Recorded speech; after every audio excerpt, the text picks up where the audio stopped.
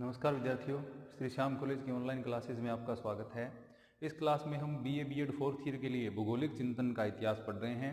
भूगोलिक चिंतन के इतिहास के अंतर्गत यह 41वां भाग है। हम यूनानी भूगोलवेताओं के बारे में पढ़ रहे थे।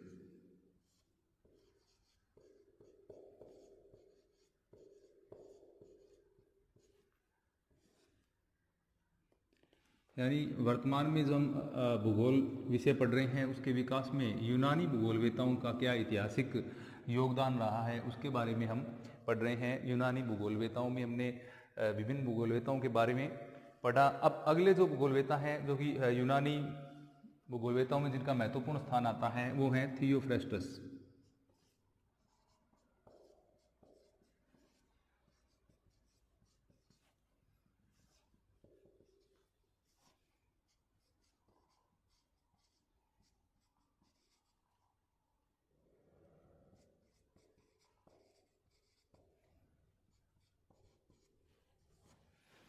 थियोफ्रेस्टस विशेषतः वनस्पति विज्ञान का जो में अंदर या वनस्पति भूगोल में इनका विशेष योगदान था। यानी भूतल पर वनस्पतियों का जो भौगोलिक वितरण है उसके बारे में इन्होंने महत्वपूर्ण जानकारियां प्रदान की थी। अब हम देखें तो इनका ये अरस्तु के शिष्य थे थियोफ्रेस्टस और इनका जन्म हुआ था 370 ईसा पूर्व। जन्म 370 ईसा पूर्व और ये अरस्तु के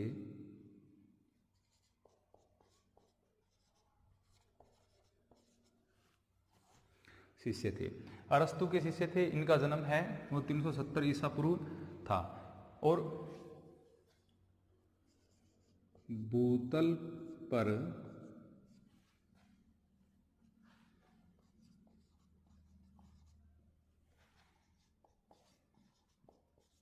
वनस्पतियों का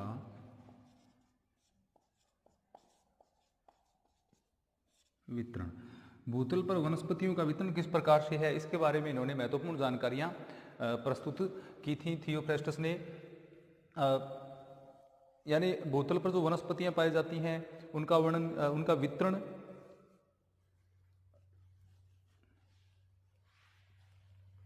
वनस्पतियों का ये था भौगोलिक वितरण। भौगोलिक वितरण के बारे में बताया। इनकी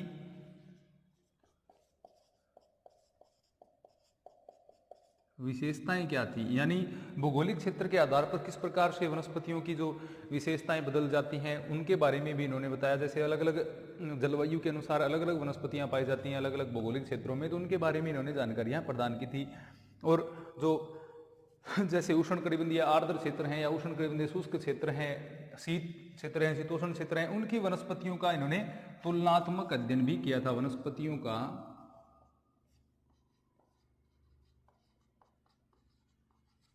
तुलनात्मक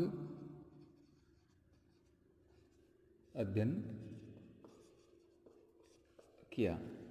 तो वनस्पतियों के बारे में सर्वाधिक जानकारी सर्वप्रथम है वो थियोफ्रेस्टस के द्वारा दी गई थी, इसलिए इनको वनस्पति विज्ञान का जनक भी कहा जाता है। तो वनस्पति के बारे में इनका महत्वपूर्ण योगदान रहा है। उन्होंने वनस्पति और जलवायु के मध्य जो अंतर संबंध पाए जाते हैं, किस प्रकार वनस्पतियां जलवायु से प्रभावित होती हैं, उनका भी इन्होंने वर्णन किया। वनस्पति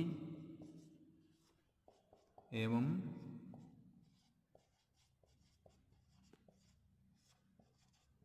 जलवायु के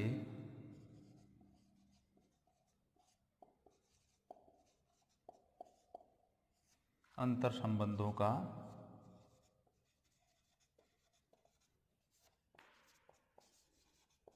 अध्ययन किया। तो इनके द्वारा वनस्पति एवं जलवायु के अंतर संबंधों का भी अध्ययन किया गया था। तो इस प्रकार वनस्पति विज्ञान में इनका महत्वपूर्ण योगदान रहा है। अगर भूगोल में हम देखें तो वनस्पति भूगोल में सबसे पहले जो कार्य है वो इनके द्वारा ही किया गया था। वनस्पति भूगोल का इनको क्या कहते हैं? जनक। वनस्पति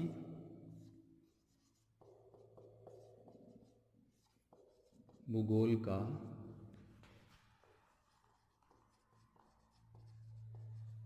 सर्वप्रथम कार्य है वो इनके द्वारा किया गया। इसलिए वनस्पति भूगोल के जनक भी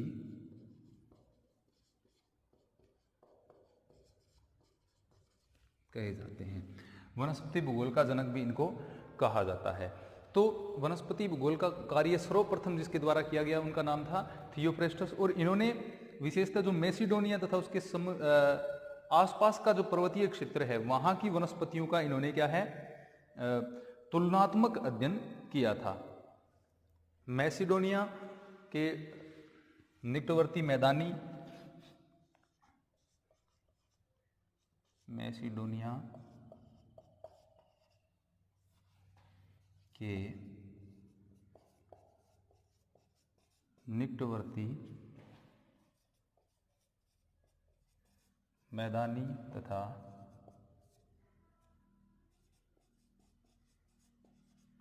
पर्वतीय एवं क्रीट द्वीप की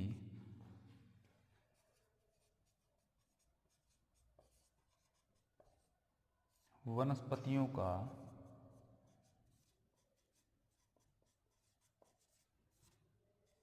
तुलनात्मक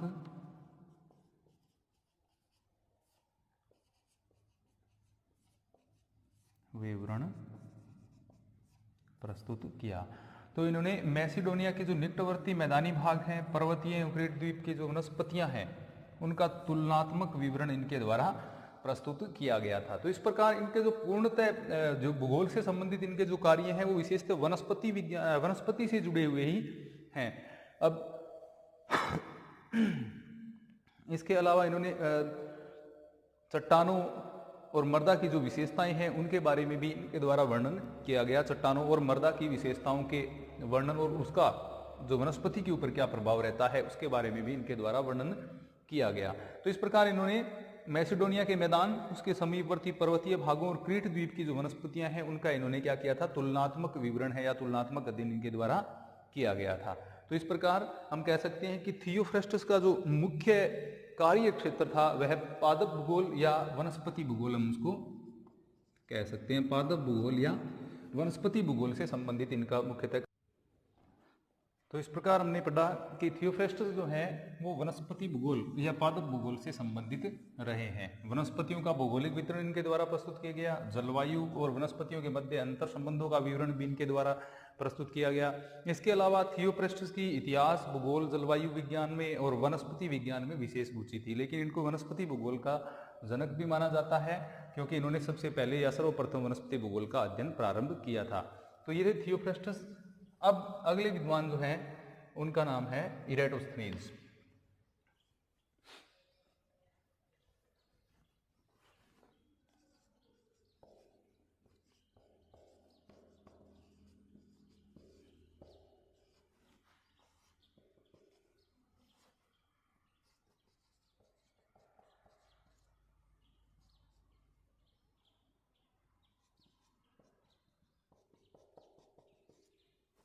इरेटोस्थनीज का जो समय है वो लगभग 276 से लेकर के 194 ईसा पूर्व, 276 से 194 ईसा पूर्व इनका समय रहा है। और ये एक महान गणितज्ञ एवं भूगोलवेता थे। ये एक महान गणितज्ञ भी होने के साथ साथ एक महान भूगोलवेता भी थे। अब इनका जो जन्म है वो लीबिया की साइरेन बस्ती में हुआ था। इनका जन्म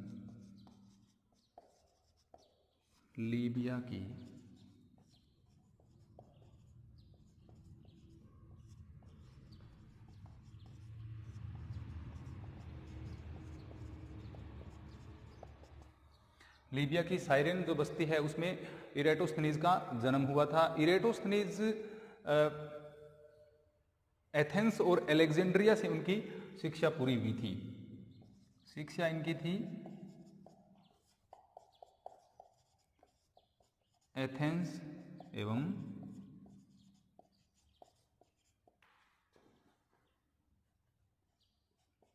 अलेक्जेंड्रिया से।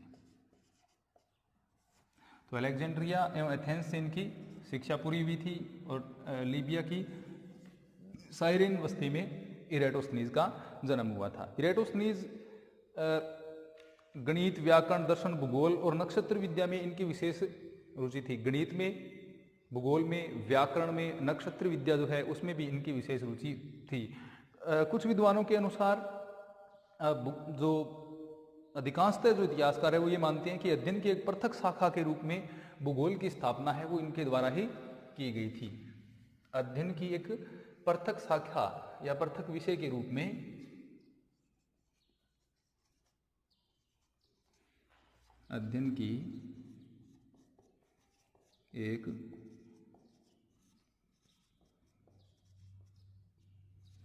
पृथक शाखा के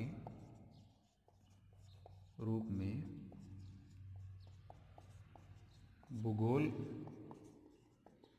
विषय की स्थापना इनके द्वारा की गई। कुछ विद्वान इनको भूगोल का जनक भी कहते हैं, क्योंकि इन्होंने भूगोल शब्द को सर्वप्रथम प्रयोग में लिया था, इसलिए इनको क्या है, भूगोल शब्द का जनक माना जाता है। अब यानी भूगोल को एक अलग शाखा के रूप में, एक अलग विषय के रूप में स्थापित करने के कारण इनको भूगोल का जनक भी कहा जाता है, फादर ऑफ ज्योग्राफी। लेकिन जैसा कि हम जानते हैं, फादर ऑफ ज्योग्राफी हिकेटिस को माना जाता है, क्योंकि वहां से ही भूगोल का अध्ययन है वो प्रारंभ होता है। इन्होंने भूगोल शब्द का प्रयोग सर्वप्रथम किया था, यानी इनके द्वारा सर्वप्रथम ज्योग्राफी शब्द का प्रयोग किया गया था। इनके द्वारा एक पुस्तक लिखी गई थी, ज्योग्राफिया।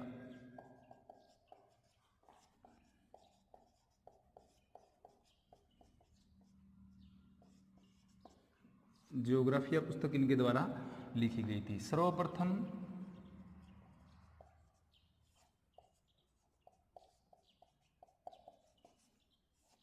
ज्योग्राफी शब्द का प्रयोग किया, जिसका अर्थ था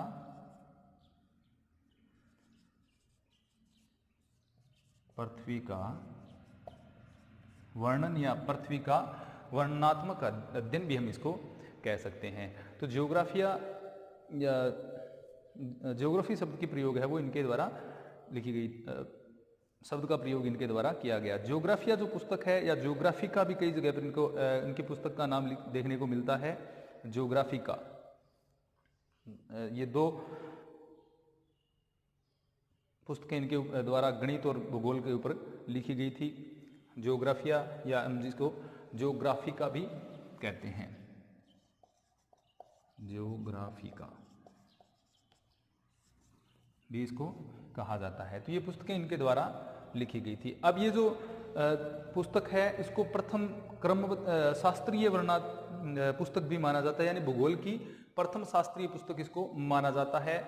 इसलिए और यहाँ पर इसमें ज्योग्राफी शब्द का प्रयोग सर्वप्रथम हुआ है। तो ये ज्योग्राफी शब्द के क्या हुए, शब्द के जनक है। कुछ विद्वान इनको भूगोल का जनक भी मानते हैं। इसके द्वारा जो मिस्र में उस समय का जो अलेक्जेंड्रिया स्थित जो संग्रहालय था, या जो विश्व का सबसे बड़ा पुस्तकालय था, अलेक्जेंड्रिया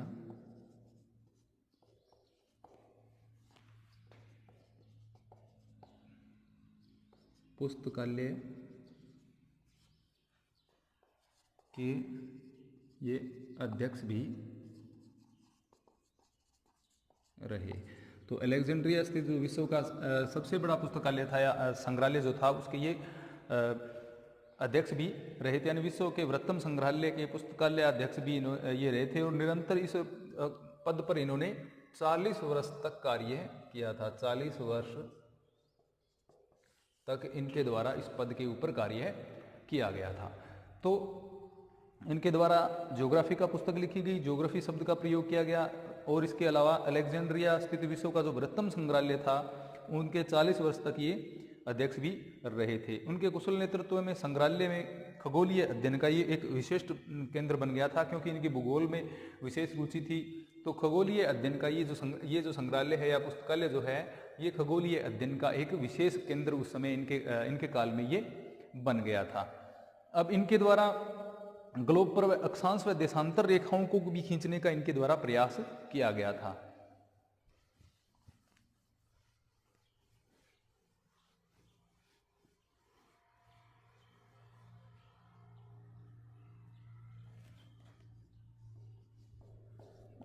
ग्लोब पर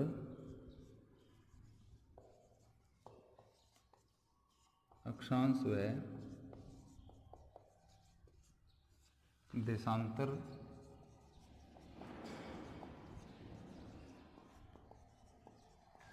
खींचने का प्रयास किया। इन्होंने ग्लोब पर अक्षांश व देशांतर रेखाएं खींचने का भी प्रयास किया था। अब इसके अतिरिक्त इन्होंने अपनी पुस्तक में पृथ्वी को 5 जलवायविक कटिबंधों में भी बांटा था। इन्होंने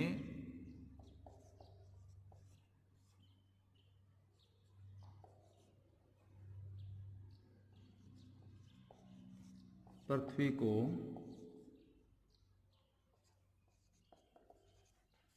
5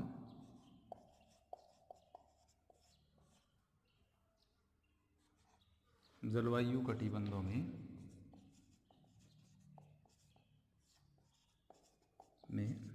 बांटा। हालांकि इन जलवायु कटिबंधों के नाम अन्य जो इससे पहले हमने जैसे शीत है, शीतोष्ण है और उष्ण कटिबंध है, उनके जैसे ही इन्होंने नाम लिखे, लेकिन थोड़ा सा उनसे अलग है। जैसे उष्ण कटिबंध, उसके बाद उत्तरी शीतखंड कटिबंध है, दक्षिणी शीत कटिबंध है। यानी पहला जो कटिबंध बांटा वह था उष्ण कटिबंध। उष्ण कटिबंध, इसमें उत्तरी या दक्षिणी किसी शब्द का प्रयोग इनके द्वारा नहीं किया गया। इसके अलावा इन्होंने अगला बांटा उत्तरी शीत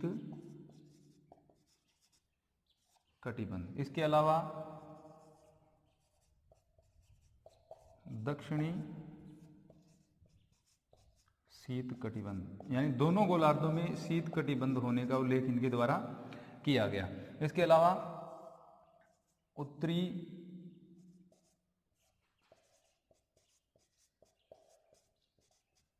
शीतोष्ण कटिबंध, यानी शीतोष्ण प्रदेशों की उपस्थिति उत्तरी गोलार्ध एवं दक्षिणी गोलार्ध दोनों में मानी, इसलिए इन्होंने दूसरा दक्षिणी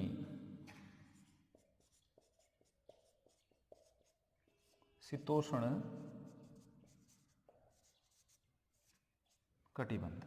तो ये इनके द्वारा 5 कटिबंध पृथ्वी के बांटे गए। उष्ण कटिबंध जिसको दोनों गोलार्धों में यानी एक पेटी के रूप में, जैसे कि वर्तमान में उष्ण कटिबंध एक पेटी के रूप में फैला हुआ है, उसी प्रकार था। इसके अलावा शीत कटिबंध के इन्होंने 2 भाग कर दिए, उत्तरी गोलार्ध का शीत कटिबंध और दूसरा दक्षिणी गोलार्ध का शीत कटिबंध। उसी प्रकार उत्तरी गोलार्ध का शीतोष्ण कटिबंध और दूसरा दक्षिणी गोलार्ध का शीतोष्ण कटिबंध। इस प्रकार इन्होंने उस समय पृथ्वी को 5 जलवायु कटिबंधों में अलग अलग इन्होंने बांटा था। तो अपनी पुस्तक में इन्होंने पृथ्वी को 5 जलवायु खंडों में भी बांटा था। इसके अलावा इन्होंने जो एराटोस्थेनीज ने जो सूर्य की उत्तरायण और दक्षिणायन होने की जो स्थितियां हैं उनका भी विवरण प्रस्तुत किया था। सूर्य के उत्तरायण एवं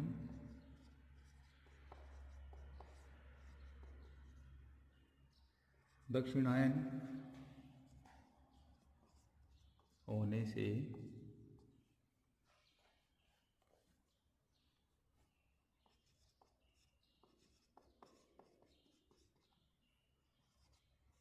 कोणीय मान ज्ञात करने का प्रयास किया। यानी किस प्रकार जो उत्तरायण एवं दक्षिणायन होने से कोणों में किस प्रकार से परिवर्तन होता है, उन्होंने इनकी स्थितियों को विद्य करके जो क्रांति वर्त का तल है उसका तिर्यक माप इन्होंने ज्ञात किया था। तो क्रांतिवर्त का तिर्यक माप या कोणीय मान इन्होंने ज्ञात करने का प्रयास किया था सूर्य के उत्तरायण एवं दक्षिणायन होते समय। तो ये अन्य जो विद्वान हैं उनकी तुलना में इनके जो अध्ययन थे वो वैज्ञानिक थे। इसके अलावा इन्होंने पृथ्वी की जो परिधि है उसकी गणना का भी उल्लेखनीय प्रयास इनके द्वारा किया गया था।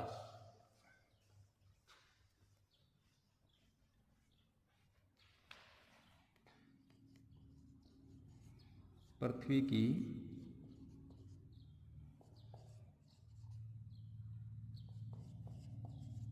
परिधि की गणना का प्रयास किया। और पृथ्वी की परिधि की गणना करने वाले ये क्या हैं? प्रथम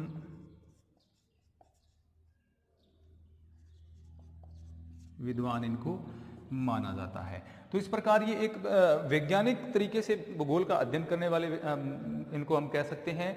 और इन्होंने इसके अलावा पूरे विश्व को अलग अलग अक्षांश एवं देशांतर में बांटने का भी प्रयास किया, पृथ्वी की परिधि की गणना करने का प्रयास किया। इन्होंने पृथ्वी की परिधि को वर्तमान में जो पृथ्वी की परिधि है उसके निकट बताने का एक प्रकार से इन्होंने उसके समीप या उसके दिन ही बताई थी। अगले अध्याय में हम इनके द्वारा जो पृथ्वी की गणना किस प्रकार, पृथ्वी की परिधि की गणना किस प्रकार की गई और अक्षांशों का कौन कौन से अक्षांशों का निर्धारण किया गया उसके बारे में पढ़ेंगे। धन्यवाद।